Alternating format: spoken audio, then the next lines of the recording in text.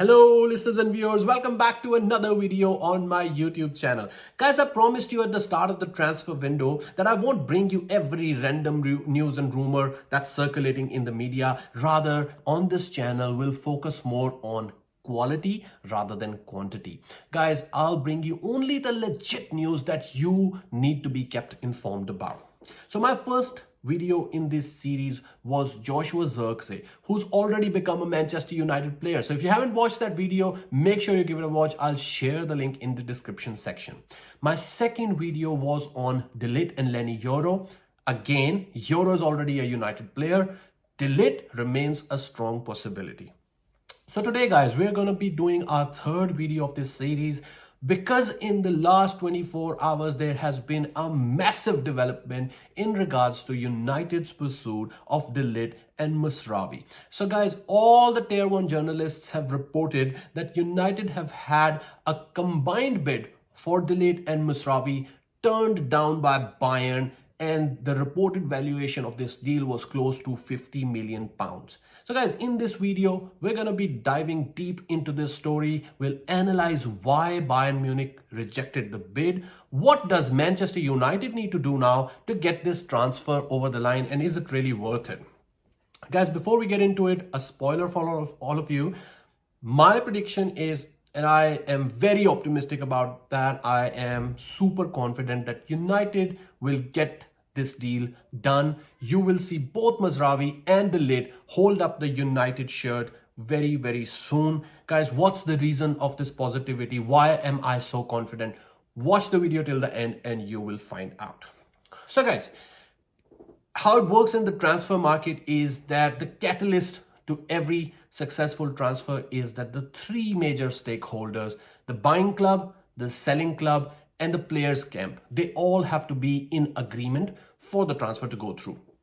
Now, even if two of them agree, then the third one has to be forced to come to the table. But if all three agree, that's like a tick, tick, tick, bish, bash, bosh, transfer has to go through. Now, let's see the positions of each one of the parties here. Firstly, we'll talk about Bayern Munich, the selling club.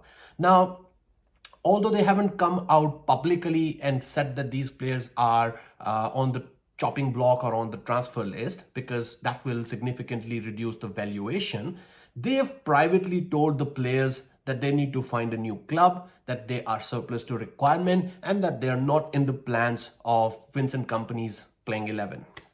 So guys, that's the reason why Bayern Munich have allowed these players to negotiate with the likes of Manchester United. And furthermore, Bayern Munich have also looked at alternatives already. They've already lined up Jonathan Tah from Bayern Leverkusen as the replacement of Deligt. The only reason Tah's transfer has not yet gone through is because Bayern Munich are very smart. They don't want to salvage control of the situation. They want to be in the driving seat, and they do not want to end up in a situation where they sign Tah. Now, Deligt is surplus to requirement. Everybody knows that they'll have to sell, and then Manchester United can end up playing hardball and not cough up the money that they need. So, what Bayern are doing is they're waiting for Manchester United to pay the money that they want for Deligt. Then they'll go and get Jonathan Tah, who's already had the agreement done and dusted with Bayern. Only signatures need to be put in there, and hopefully that'll be an easy transfer. So anyway, coming back to the topic, Bayern Munich are happy to sell. They won't stand in the way of this transfer. Let's move on, guys. The players camp is the second major party. Now, these players, both of them, are represented by the same agent, Rafaela Pimenta, who has been working with Manchester United over several weeks now.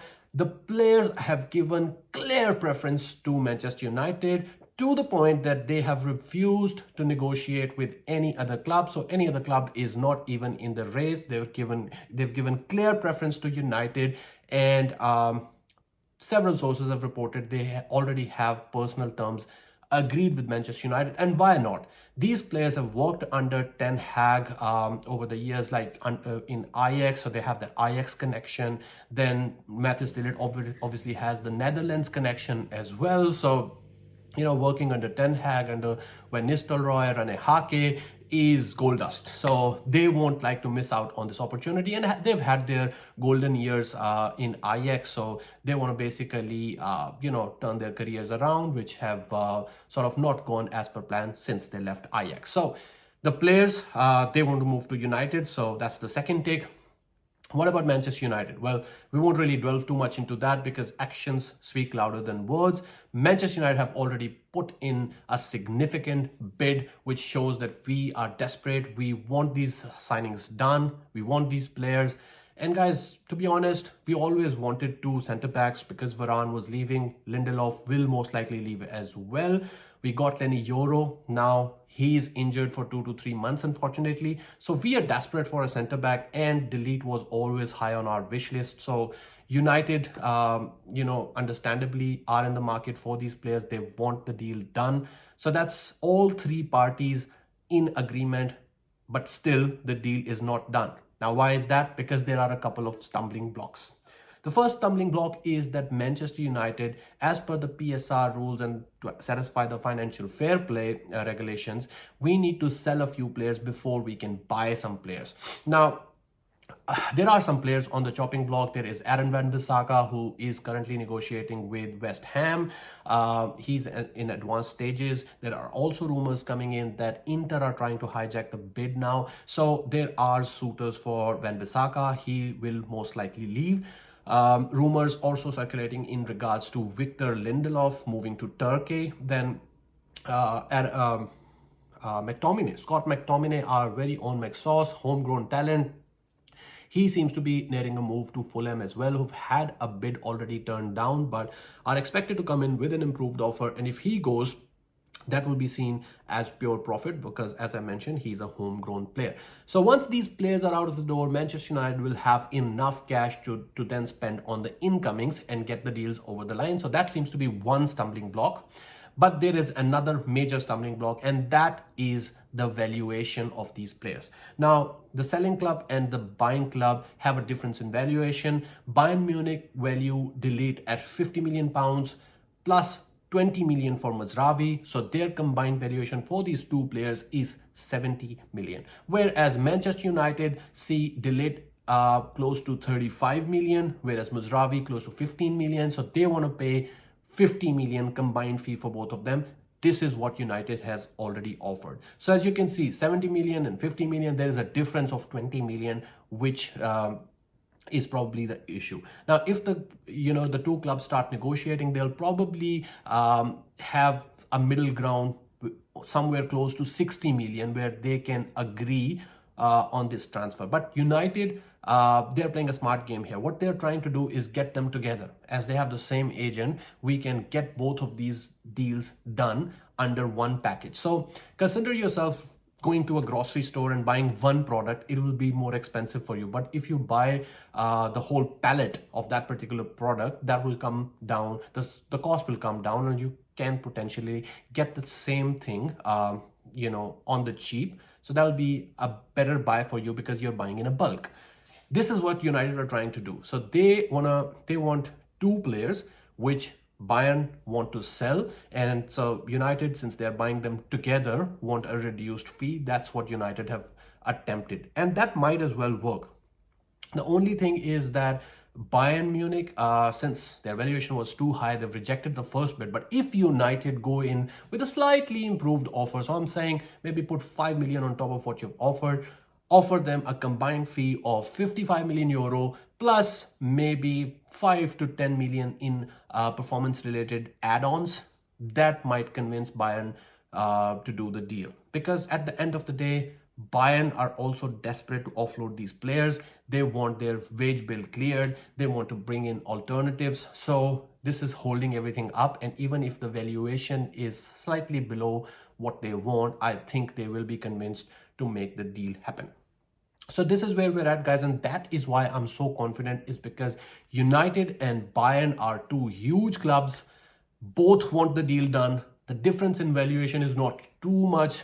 So eventually the deal will go through. It's not going to collapse, guys. United have given their word to these players since the start of the window. That is why these players have been so patient, they've been so respectful, and they're basically trusting that United will come in for them. They're sitting there waiting for United, so we're not going to ditch them at the last moment for 5 million pounds. This is why I'm very, very optimistic and confident that the deal will go through. Now, is this the correct deal? Now, on Deligt, I've done a complete video or detailed video. I'll share the link in the description section. Make sure you go and watch it. In regards to Mazraoui, I think again, it's a no-brainer because he's a modern day fullback. He goes forward and attacks. He can play right back. He can also play left back. So he covers two positions which we desperately need. And I think he is a more suitable backup to Dello because currently we've got Aaron Wan-Bissaka who's more defensively minded, whereas Mazraoui is more attacking. So since he's supposed to be a backup for Dello, he needs to be attacking similar to what Dello is, and that's why it just makes total sense to get him. He is the type of player who can easily adapt to any system. Since it's coming from Bundesliga, playing for a decent club, I think that the standard of play in Premier League won't be too much of a gulp for him. He'll settle in pretty nicely. He's already played under Ten Hag, so he understands the system. That won't be an issue. So I think it's a no-brainer. The only concern I have for both Delit and Mazraoui, I must say, is the injuries. They are both injury prone, and United of late have been notoriously bad with injuries. So I would say as long as we can keep these guys fit, I think these will be great additions. They are both available on cut price deals. We're not, paying a large amount of money for them. These are both reasonable deals, to say the least. They are very good players. They have the potential to improve our starting 11. So for me, the sooner we can get these players in, the better it will be for Manchester United. So I think the next 7 days will be critical. Watch this space, and I hope that both of these players will be Manchester United players before the end of next week. So guys, let me know in the comments section as always if you agree with my suggestions and ideas. And if you haven't subscribed to my channel already, what are you waiting for? Please hit that subscribe button and join me in this journey. If you please press the notification bell as well so you get notified whenever I post a video. And until next time, ciao.